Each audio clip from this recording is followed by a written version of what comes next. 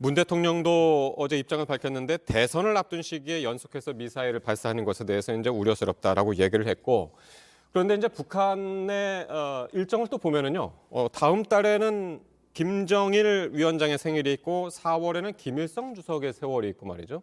특히 올해는 주목되는 것이 꺾이는 해, 5년, 10년 이런 주기들을 상당히 이제 북한이 중요하게 생각하지 않습니까? 그래서 이제 추가 도발이 또 조만간 있지 않을까.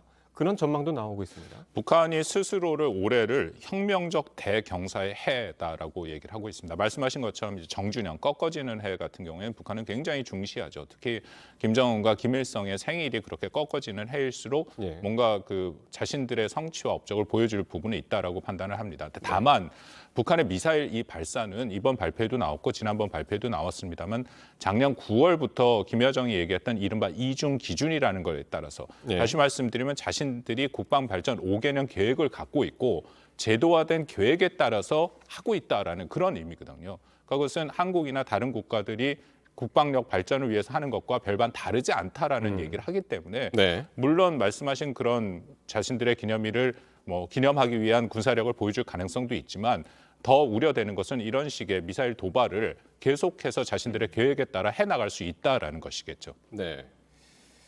이제 베이징 동계올림픽을 앞두고 있고요. 특히 이 올림픽을 계기로 해서 정부에서는 이제 종전선언의 불씨를 이제 키우려고 하고 있고, 또 시점상 이번 달 말이면은 한중 정상회담이 이제 화상으로 지금 예정이 되어 있는데, 지금 이 부분은 어떻게 되고 있습니까? 종전선언 부분 말이죠. 종전선언 부분은 이미 이제 베이징 올림픽에서 종전선언을 하겠다라는 정부의 계획은 어렵다라는 것은 이미 밝혀진 것이고요. 왜냐하면 북한이 그 베이징 올림픽에 참여하지 않겠다라고 공식적으로 공개적으로 얘기를 한 상황이고, 그리고 제가 이야기는 우리 정부도 베이징 올림픽과 별개로 종전선언을 추진하겠다라고 이인영 장관이 얘기를 했었습니다. 예. 그래서 그 추진이 되고 있는데 우리 정부가 미국과의 종전선언 문화는 다 만들어졌다라고 이미 여러 차례 여러 형태로 지금 확인이 됐으면 그럼 그 다음 수순으로는 북한을 초청을 해서 이제 종전선언 만들어진 문안에 대한 논의를 해야 되는데 네. 이 부분이 어떻게 되는지는 아직 확인이 되지 않고 있습니다. 근데 제가 이야기는 지난 연말에